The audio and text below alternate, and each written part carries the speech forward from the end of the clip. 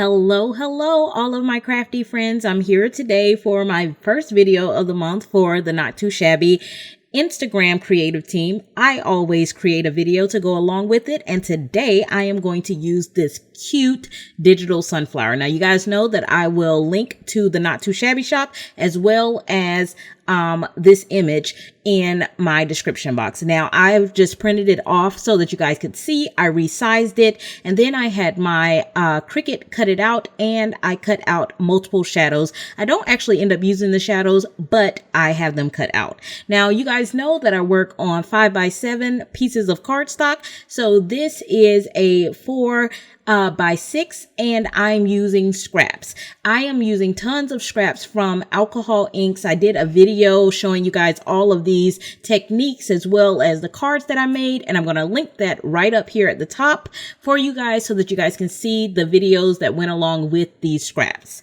So what I'm going to do is I'm going to bring in some Stick It adhesive. Now, this is double-sided adhesive that you can use. It is perfect if you want to die cut, but it's also good for what we're wanting to do. So I'm just making sure that I'm peeling on the right side. I am going to go ahead and I'm going to line that up really well using my little grid mat from my Make Art station. I didn't really think I was going to love this thing as much as I do, but I find myself using it a lot.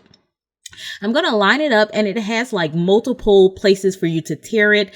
I've got it all lined up, and now I'm going to cut away the extra so that I can set that aside to use the next time, and all of the paper that keeps the sticky together, the backing paper, that's what I was looking for. All of that stays in place. So now we have this part, and now we have made our paper adhesive. I'm just rubbing that really good to get it stuck to the actual paper. Now there is another piece of transfer paper on the top of this that still is covering the adhesive on the top. And what I'm going to start doing is I'm going to very carefully start peeling away at one of the corners, and we are going to start using some of these scraps to make a horizontal or diagonal lines going across our paper. Now, I did try to cut these kind of sort of at the same length.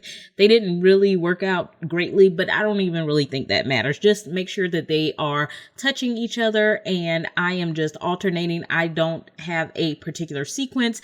I'm just trying to make sure two are not very close to each other.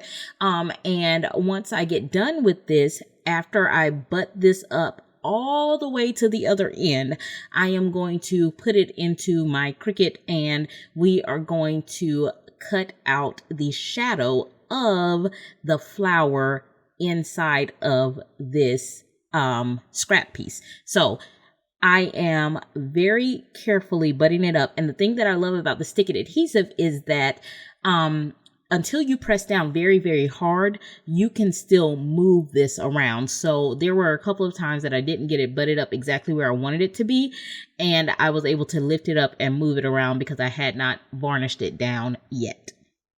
So we're getting toward the end, and I have created a masterpiece. That's what I'm going to call it. It's a masterpiece. It came out really beautifully, as a matter of fact. And now I'm going to varnish it down using my bone folder, and this is what's going to keep everything stuck where I want it to be.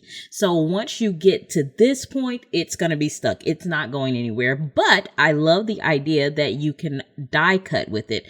Now, I think hindsight, I probably would not have used this cotton paper scraps because it did give me a little bit of a booger of a time, especially trying to cut it on the Cricut because it is a completely different texture than any of the other papers. But that's neither here nor there. We still came out with a great project that I absolutely love. So I'm just cutting the excess, and no matter how many times I use my scraps, I swear they feel as if they grow and multiply. I feel like I had more scraps ending than I did beginning, so I just had to chuck them because I just cannot keep all of those scraps in my craft room. So this is what our panel looks like once we're done, and this is what it looks like once we are completed with cutting the actual shadow of the flower out. So now I'm going to bring the flower that I printed and cut out with the Cricut into our camera and we're going to color this up. Now, I do always keep my outline just to sit it back in there because it keeps it in place for me when I'm trying to color when I have already cut the image prior to coloring it up. So that's why I always keep that part. Now I am going to have all of the colors on the screen here for you guys because for some reason I still have not been able to fix this issue where the numbers of my markers are showing up backwards. I have no clue what I have done, but I will figure it out eventually.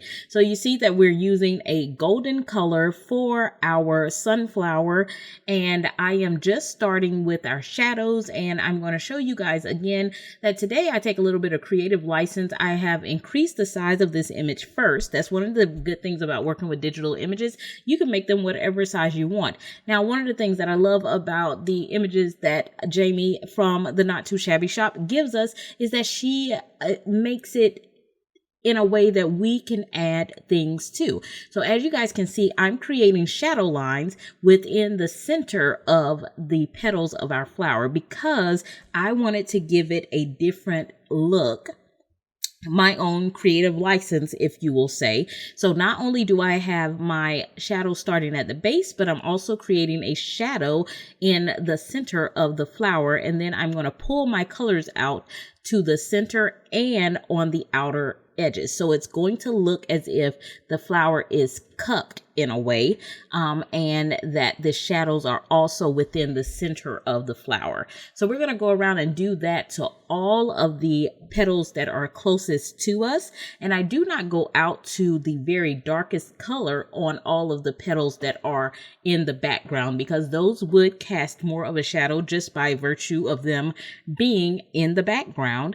They would cast more of a shadow than the colors, than the petals that are in front, or the ones that are closest to us. So I wanted to create some differentiation in that. So I did drop off the lightest color in most instances of the back petals. So I'm just going through and putting in all of my shadows after I have done what we call mapping and mapped out all of my darkest areas. And I did it in one petal first just to make sure that I really liked it. Wasn't quite sure what I was going to do if I didn't like it, but gratefully I did. So then once we get those darkest places in, I'm just going to go ahead and pull all of those colors out. So like I said, these are digital images from the Not Too Shabby Shop, and the owner of the Not Too Shabby Shop, Jamie, is the individual who draws all of these images. They are so fun to work with. I have had an amazing time playing with them twice a month, and sometimes a little bit more than that. You don't always get to see it on camera, but they are very fun because you get to manipulate them. Like I said, when I saw this image set, this flower stuck out to me and it just said sunshine. So I decided to take this one image and to create a card with it. Now there were several other images that went along with this flower that create a scene if you would like to, or you could put multiple images together, but I decided to choose just this single flower. So I'm going in and I'm continuing to work around and pulling my colors. And like I said, this is where you can see I only used a 3-color blend on most of the petals on that back row. There are a couple of places that I did bring in the lightest color, but I did want to show that those petals were a little darker than the petals that were in the front. And I am going through, and you see where I have the darkest color, I am going outward and going all the way out to my lightest color, and then I'm doing the same thing going inward, going into my lightest color. So it kind of creates what I was hoping for was a cupping motion. You guys let me know if you see that, if you feel like I did a good job of creating some different texture in that flower. Now what I'm going to do is I'm going to do some stippling, which is just dotting all the way around with the inside of the flower. Now I'm using some browns for this, and what I did was I concentrated the darker browns on the outside, coming inward and putting the lighter browns into the center, and just using my very lightest color to go over everything to kind of mesh everything together and get those to kind of start to move, but to keep in the texture. Now, I'm also going to use the same color combination for the soil. Now, in this one, I did use my lightest color to put down a layer of color all the way over the portion of the sand or the dirt or the fertilizer, whatever you want to call it. Any rate, and then I did my stippling on top of that to provide some texture. The next thing that I'm going to do is I'm going to bring in a green combination, and I'm going to use that to color in our leaf. Now, I am putting my shadows at the base of the flower, also coming up the center of the leaf and at the base of the leaf, as well as where the leaf is at the going into the dirt. So that was kind of my idea for my shadowing of the leaf and the stem. Now, for the pot or the bag, I wanted to create this to look more rounded. So you're going to see my darker colors are out toward the edges, and it's going to come in to a center highlight. I did put a shadow underneath where it seems like this bag or pot is folding, as well as where the fold is at the bottom. So there's a little bit of differentiation. It doesn't look completely rounded, but I wanted to give the idea that this is a rounder object. So I did go with a center highlight, with the exception of creating those darker shadows where the folds are within this image. Now, I had to bring in my purple because you guys know that I am just obsessed with purple and I just can't help myself. So I don't even try anymore. So I'm going to go through with one of my favorite purple combinations, and that is the BV08, V17, V15, and V12. That is my favorite purple combination. I've been trying to play with some other purple combinations, but this I would say is my favorite. And so that's what I used to color in this bag or pot. I'm not quite sure. What would you call it? Did this look more like a bag or a pot to you? I guess I should ask Jamie. She's the one that drew it, so I could figure out what she had in mind when she did it. But at any rate, it's whatever you want it to be. I am going to call it a pot. And maybe it's just one of those pots that's been used for a long time and it just has some folds in it now. And I did go through and I did this twice just to blend my colors together very well. And then I will do the handles on the pot as well, creating some shadows coming from where the pot and the handles meet, and having our highlights where the object is most rounded.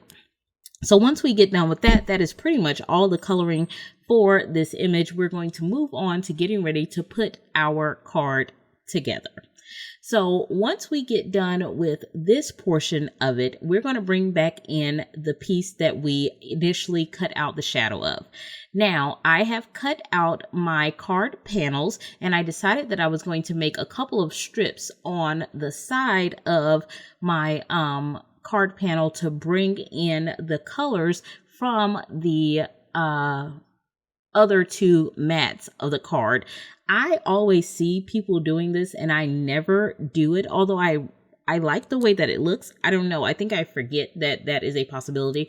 So I decided, since we were doing strips today, that I would try it. What do you guys think? Do you think that that was a yes or a no, or can take it or leave it? I like the way that it came out, because sometimes I feel like we don't get to see enough of the colors in our mats because we're only creating small borders. And I know that's what it's meant to be, but sometimes I just like to see a little bit more. So now here is where I'm deciding, do I want to do an inlay or do I want to pop up this flower? And I think that since we cut out the flower piece from our strips, I thought it would be a good idea to do an inlay with our colored piece. So that's where I decided not to use the shadow portions. So I'm going to go ahead and glue down my mats to my cards. And this is all Cricut paper. I'm using some Shimmer paper as well as one of our Cricut paper packs that I will have linked below. And I am going to go ahead and cut off the excess from the strips that I created. And then I will glue down the actual card front and the inlay portion of the card to the mat that we have created. And I thought this came out really, really cute. And I'm glad that I decided to not do the portion of it that pops up, because I like the look of the inlay better. So once we get that done, I have cut out some more of the scraps and created a shadow for the word you. I have also created some extra you sentiment pieces with some cardstock to elevate and create more of a chipboard effect. You guys know that I love to do that.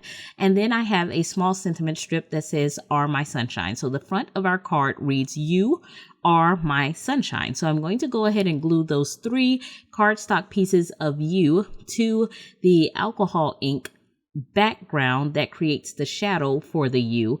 And then I will bring in a piece of black vinyl that I have also used to cut out the word U, because as you may know, I love using vinyl on my images to just make my sentiments stand out a little bit more.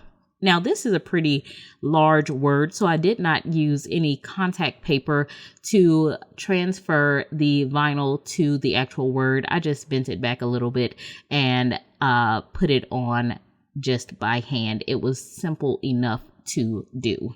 So once I get that done and have that placed where I want it, I am going to go ahead and glue that down with my art glitter glue from maymaymadeit.com. Also will be linked below.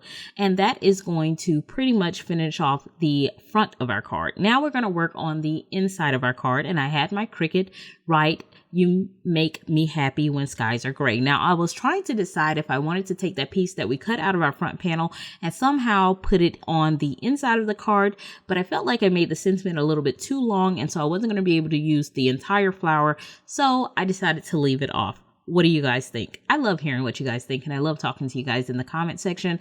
So let me know what you would have done differently, or if you thought that I nailed it. So I went ahead and matted this the exact same way that I matted the front of the card. And now I'm going to bring in a black 5x7 card base, and I'm going to glue the inside of our card panel into the card base. And then we will work on gluing in the front of the card onto the card base. So I'm going to bring back in the front of the card. I am going to align that to the card base, and I'm going to go ahead and adhere that to the front, making sure that we've got it as straight as I possibly can. And then we are going to do our final step, which would absolutely be bringing in a little bit of our shimmer. You guys know that I love my Spectrum Noir shimmer pen, so I've got to shimmer all the things. I shimmer. I was actually looking at the video, and I think that I used this Spectrum Noir pen for over a minute. Yes, that's how much shimmer I add. I have a problem, and you guys may need to do an intervention.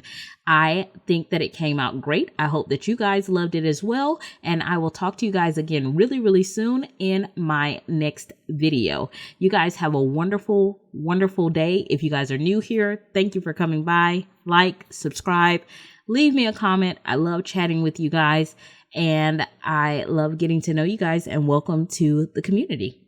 All right. I will talk to you guys again really soon in the next video. Have a great day. Bye-bye.